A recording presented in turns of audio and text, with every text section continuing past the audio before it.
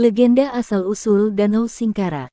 Pada masa ketika lembah-lembah di tanah Minangkabau masih berupa hamparan sawah luas dan perkampungan kecil, berdirilah sebuah nagari yang subur di kaki perbukitan. Tanahnya hitam dan gembur, air sungainya jernih, dan hasil panennya selalu melimpah. Masyarakat hidup rukun, memegang adat, dan menjunjung tinggi kehormatan serta janji. Di nagari itu, hiduplah seorang gadis bernama Putih Linduang Bulan. Ia dikenal bukan hanya karena kecantikannya, tetapi juga karena kelembutan budi dan kesetiaannya pada adat. Sejak kecil, ia telah menjalin kasih dengan seorang pemuda bernama Sutan Rajo Endah, anak dari keluarga sederhana namun cerdas dan rajin bekerja. Keduanya tumbuh bersama, menyemai harapan di ladang dan di hati masing-masing.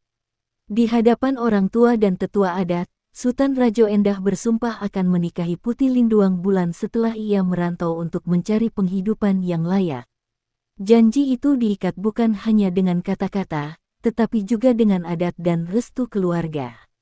Hari keberangkatan pun tiba. Dengan linangan air mata, Putih Linduang Bulan melepas kepergian kekasihnya, menyimpan harapan bahwa suatu hari Sutan akan kembali menepati janji. Tahun demi tahun berlalu. Kabar tentang Sutan Rajo Endah sesekali terdengar, ia berhasil, hidupnya makmur, dan namanya dikenal di negeri rantau. Namun, bersama kabar keberhasilan itu, terselip pula bisik-bisik yang membuat hati Putih Linduang Bulan gelisah. Hingga suatu hari, Sutan Rajo Endah benar-benar kembali ke nagari. Ia datang dengan pakaian mewah, pengiring, dan wajah penuh kebanggaan. Tetapi yang paling mengejutkan, ia tidak datang sendiri.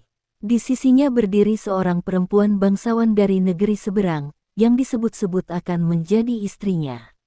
Putih Linduang Bulan terhanya. Dengan hati bergetar, ia mendatangi Sutan dan mengingatkan janji lama mereka, janji yang pernah disaksikan adat dan langit. Namun Sutan Rajo Endah hanya terdiam, lalu berkata dengan dingin bahwa masa lalu telah berlalu. Ia merasa kini pantas mendapatkan kehidupan yang lebih tinggi, dan menganggap janji itu sebagai ucapan masa muda yang tak lagi mengikat. Kata-kata itu seperti belati. Putih Linduang Bulan pulang dengan hati hancur. Dalam kesedihannya, ia menangis dan berdoa, bukan untuk membalas dendam, tetapi agar kebenaran dan keadilan ditegakkan. Malam itu, langit berubah muram. Angin bertiup kencang, awan hitam berkumpul, dan suara gemuruh terdengar dari perut bumi. Tanah mulai bergetar, retakan muncul di ladang dan di tengah nagari. Dari celah-celah bumi, air memancar deras, mula-mula kecil, lalu semakin besar, tak terbendung. Sungai meluap, rumah-rumah roboh, dan teriakan penduduk bercampur dengan suara alam yang murka. Sutan Rajo Endah berusaha menyelamatkan diri, namun tanah tempatnya berdiri runtuh. Bersama harta dan kesombongannya, ia ditelan air dan bumi. Putih Linduang Bulan menghilang, sebagian cerita mengatakan ia turut lenyap, sebagian lain percaya ia berubah menjadi penjaga danau. Air terus menggenang, hari demi hari, bulan demi bulan. Nagari yang dulu ramai kini berubah menjadi hamparan air luas dan dalam. Danau itu kemudian dikenal sebagai Danau Singkarak.